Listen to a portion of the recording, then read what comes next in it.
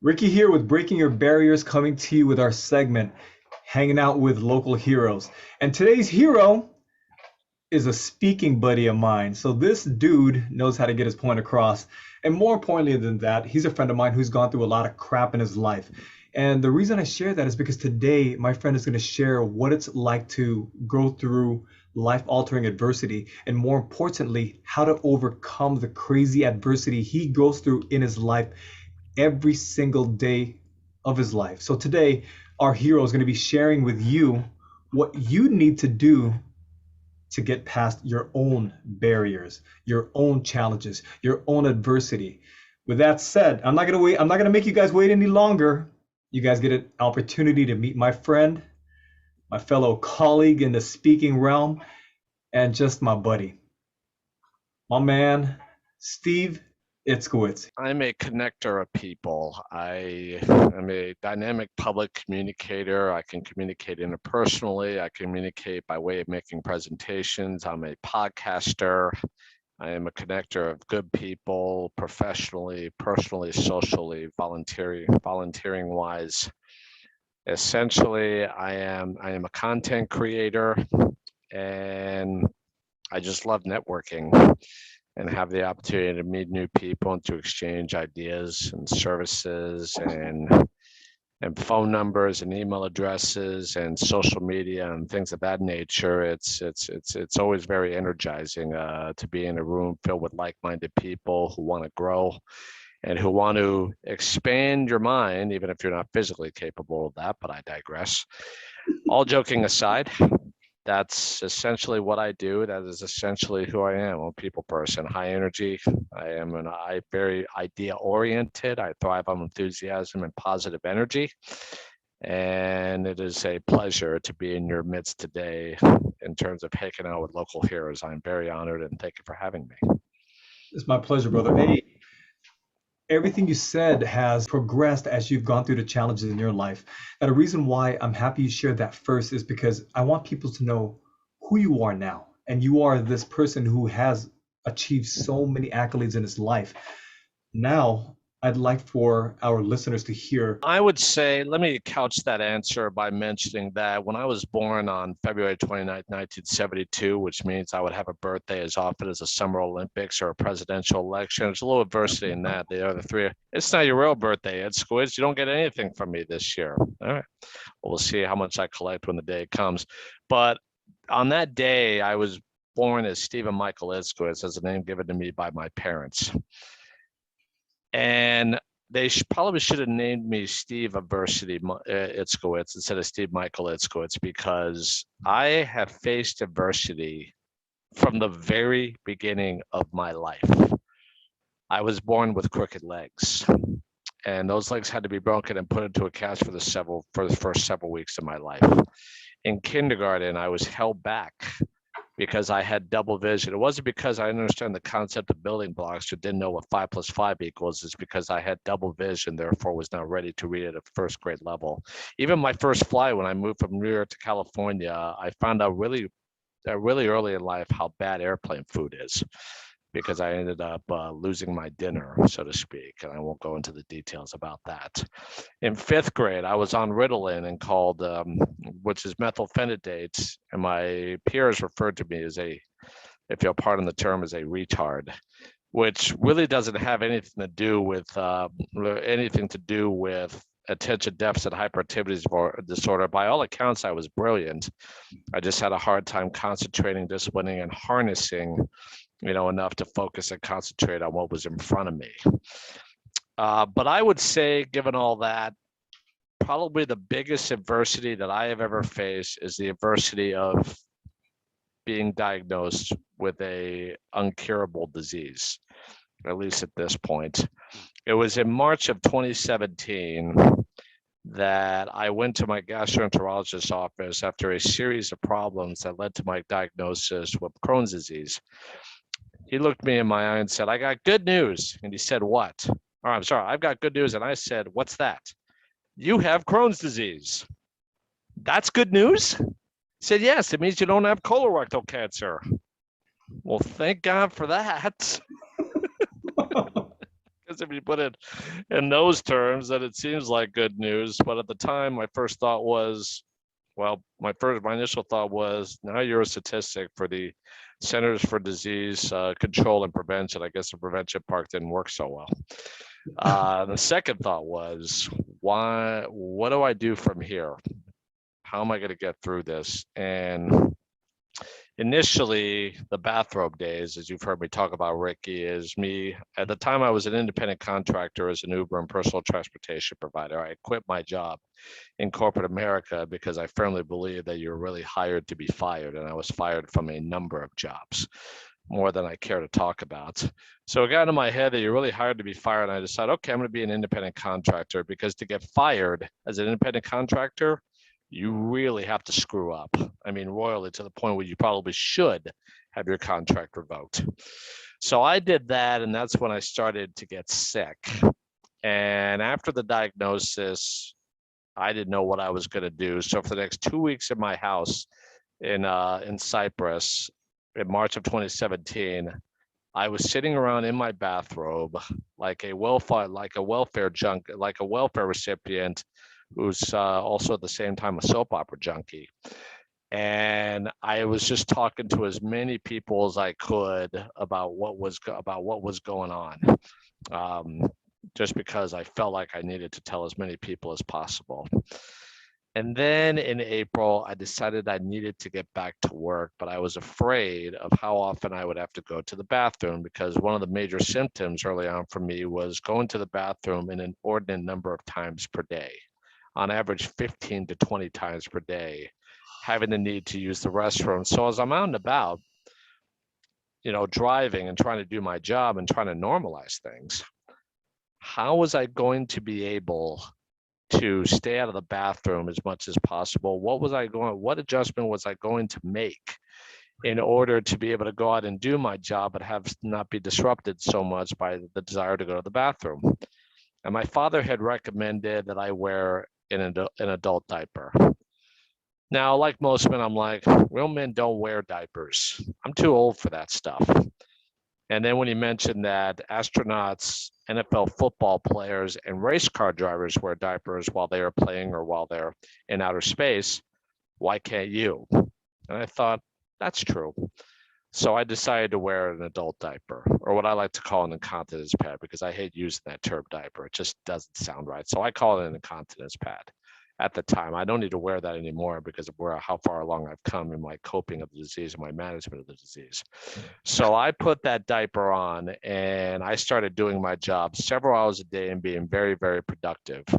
It even got to a point where I made a little contest for myself, and that if I needed to go to the bathroom, could I get to the bathroom before my incontinence pad could fulfill its ultimate purpose? And more than 80% of the time, I won that contest. But the 10 or 20% of the time when I was stuck in traffic or stuck at a red light or was on a longer trip with a customer, and I didn't really want to stop if I didn't have to, so I could get up to where they're going as quickly as possible. That's where the incontinence pad really came in handy, and I began to be able to do my job on a regular basis. And it was my willingness to swallow my pride that allowed me to turn that adversity into leadership for others, which is a big piece when it comes to my motivational speaking. Now, in your case, brother, going back to a question that I think our listeners would want to hear is this. When you got the diagnosis about your incurable disease, did you have a moment in your life where you wanted to give up? I've had plenty of those moments where I wanted to give up. Even before I wanted to give up in 2009. I wanted to give up in 2011. I wanted to give up in 1997. I've had all sorts of moments. I think in 2018, I wanted to give up as well, when I was going through just maybe the most emotionally turbulent year of my entire life with everything that happened. So I've had a lot of and my guess is probably earlier today, as I was, going through a swirl of emotions, that I probably felt like I wanted to give up as well, although I don't recall anything. So maybe I'm getting better as far as that goes. But Mm. I've had a lot of moments where I want to give up and where I just want to get into my car and drive somewhere and start over and run away and do all those things. But something always keeps me hanging on or hanging in there. The old Wilson Phillips, hold on for one more day. What is it, brother? I'm curious because that many times that you were knocked down and you almost didn't get back up, what caused you to keep fighting forward to inch your way up off those ropes? What caused you to keep fighting? Usually it was an opportunity to speak, to share my story, or if I got encouragement from someone, if I put something on my social media pages, for example, Mm. or it could have been something as simple as going for a drive on the coast, eating some sushi. I used to listen to whole Janet Jackson albums if I got into a mood that would invariably put me into a more blissful state, or going to a driving range and hitting golf balls. I'm not a golfer per se, but once in a while I'll go to a driving range, just hit golf balls as hard as I can. And that's great because the golf balls don't strike back, neither does the club. And I find that to be therapeutic as well. So understanding what brings me joy in a pinch, like eating sushi, like going for a drive, or like being able to talk it out with a friend or someone close to me, I find will turn my frown upside down, and then a good night's sleep, glass of wine. I have all sorts of ways that I could ride myself for the moment, or something. I feel like I want to be upset for a while because I feel like I'm entitled to it, but I give over that pretty quickly. I think with all the adversity I faced in my life, that seems to be an organic part of who I am. I also have an organic ability to bounce back and to be resilient. I think that's probably the most important trait that I have in my toolbox is my ability to bounce back. I genuinely appreciate your vulnerability, especially showing what you've gone through in your life, letting me as well as letting our listeners know that yeah, I have wanted to give up. I'm not one of those guys who just all of a sudden, yeah, one thing happened for me and all of a sudden I'm a positive person. Because honestly, that's BS. Yeah, it's a struggle. It's a struggle. It's Yeah. a struggle, and I don't know if I maintain a consistent mood. And yeah, I don't remember the last time where I was just consistently sublime. I can't say it's consistently sad. It's not in my nature. Yeah. My innate sense of resilience is way too strong for that. But I can't remember the last time I made consistent happiness. So because it's life, what's hard about life is we're constantly living it from the outside in. But you are taught by the greatest philosophers and spiritualists and all the deities that you might pray to that life begins on the inside out. And that's something I still haven't mastered. I'm not sure I will master it in this lifetime. I'm certainly trying. But we get too caught up in the external, and life begins on the internal. So the more vibrant and positive and passionate the internal is, the more your external life is going to reflect that. You're an inspiration to a lot of people around you. Who were your inspirations? Because I know I have inspirations in my own life. Who were your inspirations that helped you and made sure you didn't give up on yourself? Well, let me start with Krista, the beautiful lake. Certainly won't let me give up on myself, and certainly won't let me go down into a hole so deep that I can't possibly climb out of it. So let me start with her. My father is also someone like that who has always been there and continues to be there, even though he's going through his own challenges right now. Um, but he's a person like that.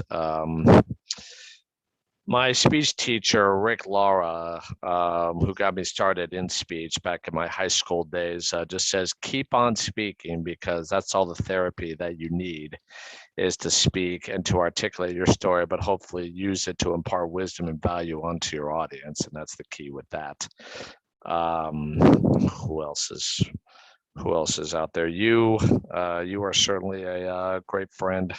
Like I say, for all the persons is my best friend Marsha Yamanaka, who we both know, who is just a dear, dear, dear person who has been there for me left and right over the years. There's so many, my buddy Norm Bergstrom, the Lucases, Karen and Mark, and old high school Todd Trout, who I worked for at the Boys and Girls Club, a man I've known since I was in sixth grade. He's my basketball coach. He's my motivational coach. He challenges me. He constantly encourages me. He's constantly looking out for me. So I would say Todd Trout, as well as Jeff Hughes, my friend Jose Alpilena, just all sorts of people. You know, it's a guilt factor, and I owe it to them to keep myself going. And there's just been so many people in my past life, my current life, and I'm sure in the future that have gone out of their way to make sure that I stay on the path that God has put me on. And Hey, I'm very brother, grateful for that. you hit something extremely important there, which is we do not have to go through our troubles alone. Right. We can utilize our team. We can utilize the people we love. Sometimes that same team is there as a shoulder to cry on. They're also there as somebody to kick your butt when you need to get your butt kicked. And they're also there as your cheerleader. So what you said hits home because we don't have to go through our challenges alone. If we will just utilize our circle of influence, our people who love us. Lindo and Michael Neal as well, Absolutely. Yeah. who once took me to a hospital when I had a accident that I won't go into the details about, that were they were there where other people weren't willing to be there or couldn't be Right. there. So there, but yeah, there's so many people, and you're right. Many. Whatever you're going through, whatever adversity you're facing, you are not alone. You have a cheering session, so to speak. And it's important that when times, when you feel like you're spinning out of control, you're taking on too much, or it seems like nothing is going right, that leaning on your friends without letting them be a sounding board or just abusing them emotionally or physically or anything like that. To your point before, it's important you remember that when it feels like you're having a unending, never-ending, out-of-body experience, so to speak. Yeah, I appreciate every single person you've mentioned because we all have our circle of influence. When I've needed you to be there for me in 2018, when it was at the pinnacle of what I was doing, you were my cheerleader. Even during the craziness in your life, you continued to root me on. You continued to be there for me, and you continue to say, "Hey, nothing's going to stop you. Nothing's going to stop you." Nope, that Chicago trip was great, and I needed it. It was like my Super Bowl. I was sick the year before. I missed it. I said, I'm getting to Chicago. I've never been there. It was made all the better that I got to watch you compete for World Championship of public speaking. I'm sorry it didn't turn out a little bit better than it did in terms of, the judging, but that's neither. There's nothing we could do about that, but just being there in that event in that city, that was just fabulous. And watching you do your thing, watching you speak in the hotel, all these people around, there's all this noise, and here you are on a bench, muttering your speech to yourself and having the concentration to do that. By the way, I couldn't even begin to imagine how difficult that is, but your concentration and what you were doing in the lobby or in the lounge or wherever you were with all these people going by, talking and yammering away. I think that as impressive as your speech or your performance was, that was even more impressive. Your ability to concentrate on practicing it in noisy environments. I can't believe you remember that, brother. Because I do. I can see it in my mind right now. Like it's a green cushion on a brown bench. It's right beside the window. It's in the lobby, which is a check-in area, and the lounge is about 20 feet away. Dude, do you remember the security, the two huge security guards going up to me? Yep. Are you staying? Are you a registered guest of the hotel? They thought I was crazy. And I was like, guys, I go, you guys have a speech contest, right? They're like, yes. I'm a competitor and I'm practicing. Is that okay? I wasn't talking to myself because I was, seeing invisible people. Well, it's okay to talk to yourself, just don't answer yourself. But if you want to talk to yourself, here's some really good advice. I'll talk to myself all the time. If I want to remind myself of something I want to try to remember, I'm just pissed off. Put your earpiece in, and people assume you're talking to somebody else. It's been really great having you. This has been a long time in the making, and more importantly, just you opening up to the world, sharing what you've gone through, literally sharing what you've gone through, and the fact that you're able to share and be honest and let us hear the fact that you almost gave up so many times, but you didn't. And you give thanks to the people who are around you. You give thanks to the situation you've gone through because it has made you stronger. Now, there are people currently going through some ridiculousness in their own lives. Mm, And before we doubt. head out, is there anything you, my friend, would like to leave as an amazing closing message for these people who need to hear you, who are about to give up and don't know what to do about it? If you're thinking about giving up and you don't know what to do about it, take inventory on a sheet of paper or on a computer screen of everything that you know about yourself. All the good. You can write down some bad. Start with the good, though. Get yourself in a groove of feeling positively, but write down everything that you know about yourself. Because to me, when you give up and you follow through on that, you have no self-awareness whatsoever. The number one instinct of every human being is to survive. Therefore, you need to write down what you know about yourself, beginning with that. I want to survive. I'm human. I'm also this. I'm also that. Write everything down that you know about yourself. One, so you don't forget that you're a human being who wants to survive. That is the, and by the way, the need to survive is not a decision. It's an instinct. You can't control it. It's just a part of you. That's why I need to write that down, and don't ever forget that you're human, because when you remember that, you are going to do what you need to do to survive.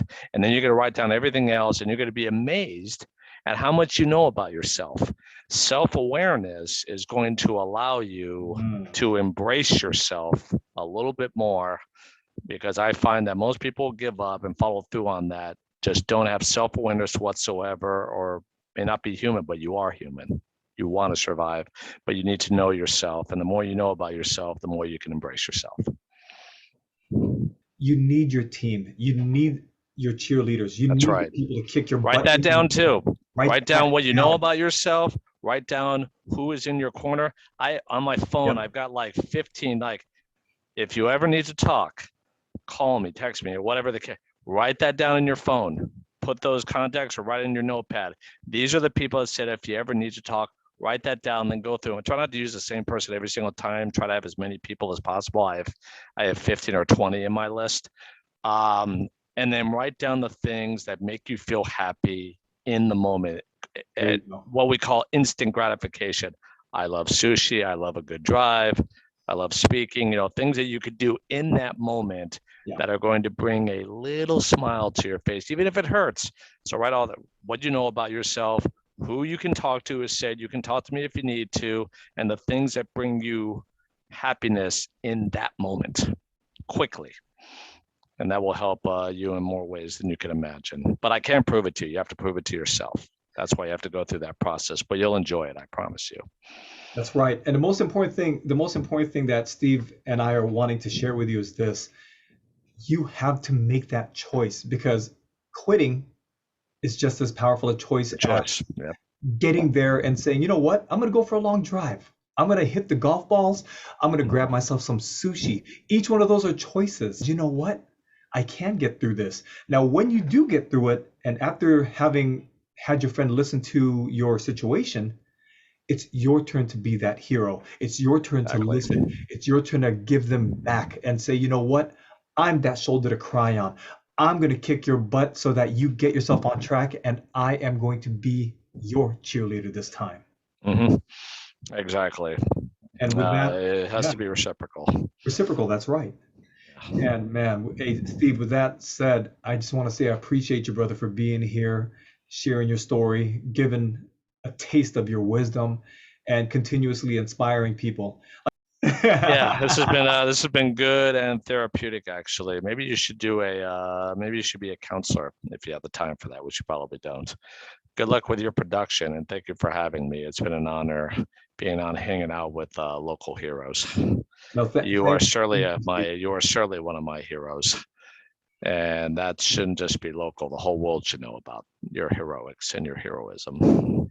thank you, brother. And once again, my man Steve Itskowitz on Hanging Out with Local Heroes, where our goal is to inspire one person at a time. We're gonna have Steve on the next show. Until then, Steve, thanks again, brother. I'll see you soon. My pleasure. Thank you.